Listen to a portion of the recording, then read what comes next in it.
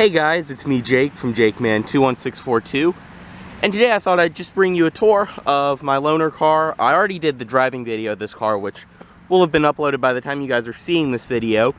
But for those of you who don't know, this is a 2013 Honda Fit base. I mean, this is the base of the base. This car doesn't even have floor mats. But this is actually a really nice little car. I actually kind of like it with like my weird way I like cars.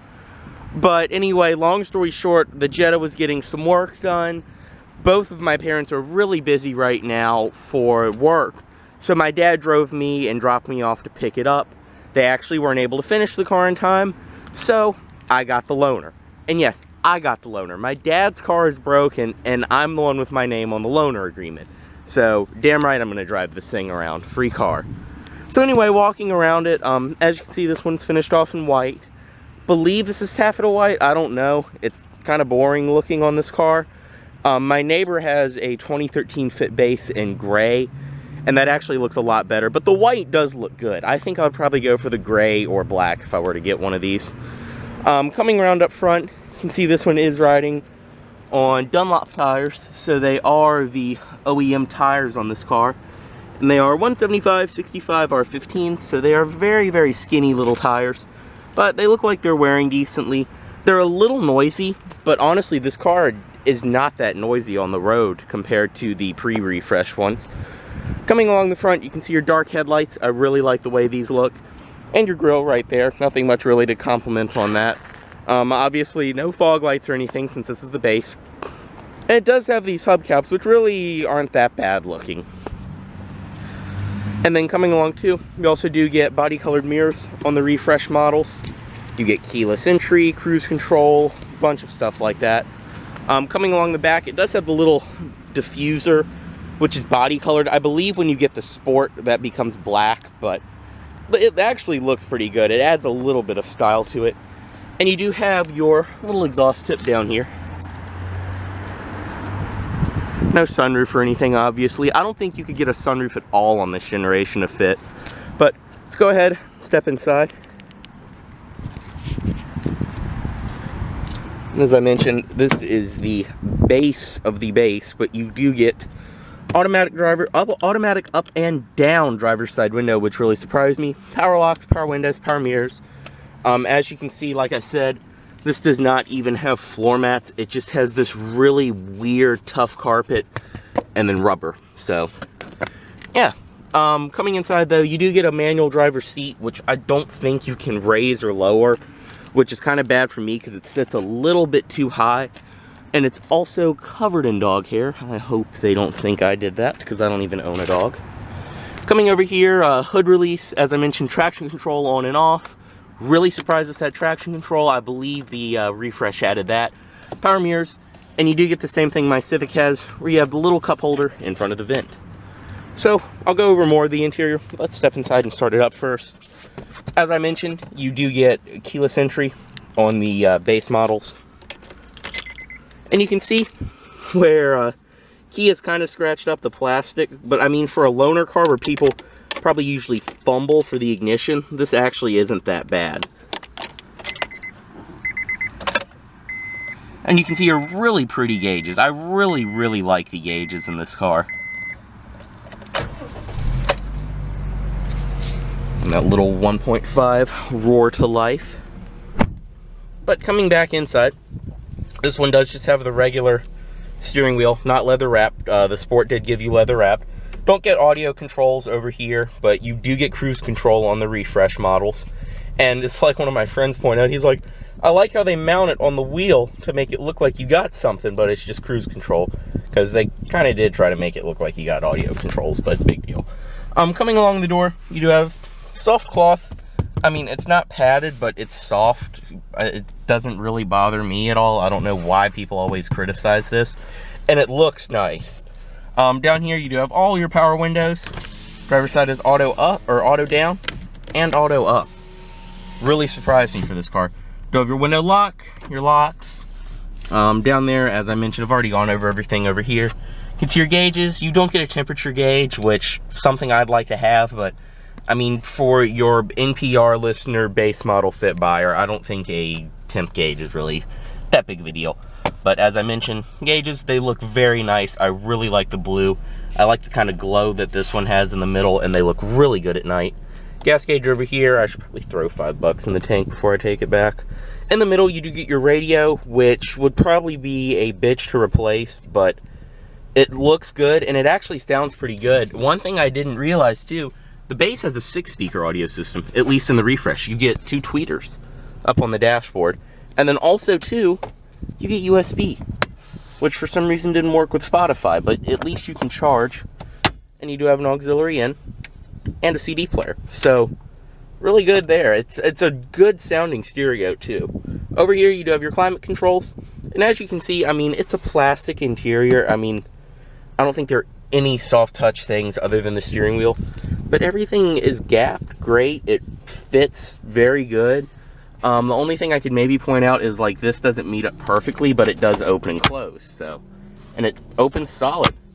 I like the silver finish that this has, too. Down here, I don't know why the AC is on.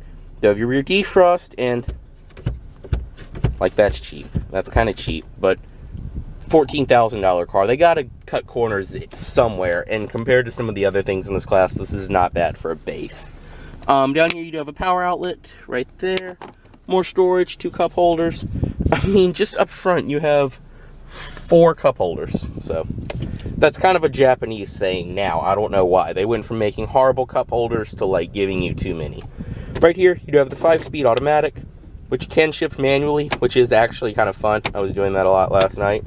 And then my favorite part about it is, if anyone knows about old Hondas, when you go from park to drive, they'll stop at D3. This one does it American style. It actually stops at drive, so Honda did that right. Down here, you have more storage, which has, like, Sonic crumbs and dog hair. And then more storage here. I guess you could fit a phone. Yeah, that's what that's for. You have another little cubby and another little cubby. This being a base, does not have an armrest, but seats are actually pretty comfortable in this car. They're pretty soft. The lumbar on the driver's side sticks out just a little bit too much. It kind of made my back hurt, but they're not bad for base car seats. So, go ahead, unlock everything, driver's side window down, and pop the hood. Coming along to the back seat, as you can see, no floor mats back here either, and I threw that stupid thing back here. But this does have the magic seat, which I'll show in a second. But for now, this is the back seat, and it's really nice. It's almost like an SUV back here. I have plenty of headroom. As you can see over here, cloth follows through on the door. Do have power windows and all that. But that's how much room I have, and that's where I would sit. So, I mean, if you're on a budget and you need a really good car that you can fit, is this 4 or 5? Yeah, so you can fit 5 people in here. And you can do it pretty well because there's a somewhat flat loading floor. If you just need a cheap car that you can haul people around in, a Fit is perfect. It would probably feel like you're going to die merging with 4 people in this car, but you can do it. And it's got a really comfortable back seat. As you can see too, you do have your bottle holders on there. And then if you really want to buy a Fit, not for hauling people, but for hauling cargo, these things do great at it. You can flip that up and leave it like that and flip the other one up, and like my friend told me whose mom had one, you can stand up a bike and fit it right here in the back seat, or plenty of other things. And then you do have your little smuggler's compartment right here. Of course, Honda just had to include something like that. And then drop that down, and when you fold the seats flat, when your friends don't leave the headrest up flat, you get a completely flat loading floor. I'm sure there's a way you can route the seatbelt. I'll just go ahead and leave that down. Coming around to the trunk of the Fit, I really like this kind of black accenting they put around here, just to add a little bit of contrast. And this thing I noticed last night when I was standing on a curb and I went to open it. It's a really low loading floor. Like, this thing swings out. And as you can see in the back, that's the amount of room you get with the seat down. That's the amount with up. This thing actually does have a bigger trunk than my SI does. Down here, you do get your spare tire, which looks like it's never been used. And these are the same exact tools and jack that my 1993 Accord had in it. I stole those when I sold the car. But back here too, there's really no like cargo net. This one doesn't even have a cargo cover, so your shit will fly around back here. What I did was I hooked the bags on these, and then they fell off, and it still rattled around. So yeah, you might want to get like a crate or something if you buy one of these. Looking over here, back seat from this side, I mean, does the exact same thing. I'm putting it back up with the Krispy Kreme hat. Very easy, just like that.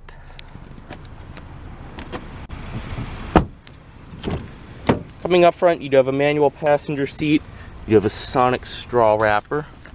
But as you can see, everything pretty much follows through over here. You do get your vent cup holder right here. This one does include all of the original owner's literature. And there's no window sticker in here, so you know what the fit owner's manual looks like. And this is not damped, of course. Up here, you do have some more storage, your USB as I mentioned.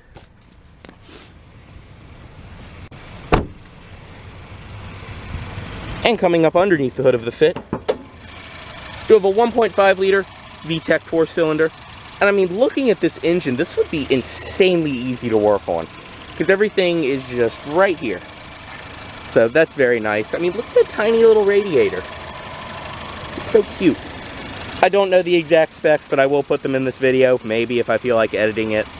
But for what it is, it moves the car out pretty well. It's not a VTEC. I don't even know why they bother saying VTEC. Nothing about it feels like VTEC. But overall, my verdict on the Fit, I really do like this car. I mean, for $14,000, if I really was in the market for a new car, I would buy one of these, you know, something CPO with a warranty. The new body style Fit is out now, and that's a way better car. I mean, you get a backup camera on the LX because you really need a backup camera in something this small. But that car definitely has a lot of the tech that this generation was lacking. But that's also good because if you're like me and you don't care about any of that shit, you can pick up one of these even cheaper now. And these are a great little car. They're fun to drive. It's kind of weird because the Sport model is nice, but the base model actually rides a lot better than the Sport.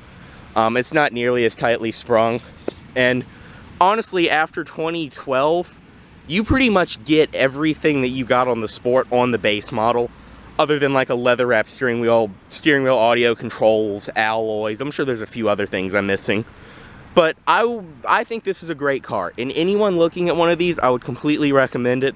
5-speed manual probably makes the car a little bit quicker and more fun, but the automatic is also smoother and revs lower, and really makes the car feel a lot less high-strung, a lot less revvy and rubber bandy. But overall, if there's any questions about the car, just drop them down below. I really wanted to do a tour of it because I know this is a lot of car that still a lot of people drive.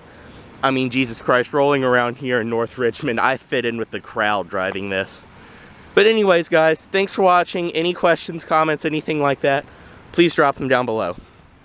Thanks for watching, guys.